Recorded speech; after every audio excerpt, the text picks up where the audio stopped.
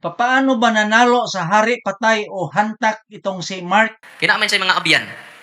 Ganong nasa mga spirits nga kauban, ang iyang papa di ay di madutlag bala. Sa initabo niya, lipay po siya kay tag 4,000 kuno yang daog. Yang kinadakal daog di mo dong 7,000 no? Oh, tudluin niya ko na. Hikap niya. Hikap lang siya usa ka sinsiyo, no? Hikap lang siya usa ka sinsiyo. Mahimong patay na, di na mahari. Munang perting sukuay ang kontrak kay nakadaog sa city bill. Okay? Unya, kung musod siya sa protestanteng simbahan, malipay sila. Mutapad ba ni mo daw? Mutapad, musod? Mutapad og moapil og simba dito. Ano sa? Makaistorya kuno sila sud dito sa protestanteng simbahan. Unya, kung musod siya sa simbahan katoliko, tuara sila sa gawas. Klaro na kayo, no?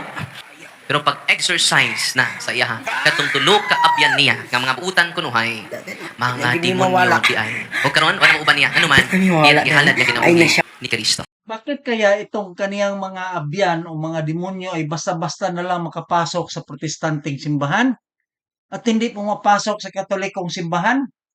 Dahil kaya sa cross o sa mga sacramentals o kaya kay Santa Maria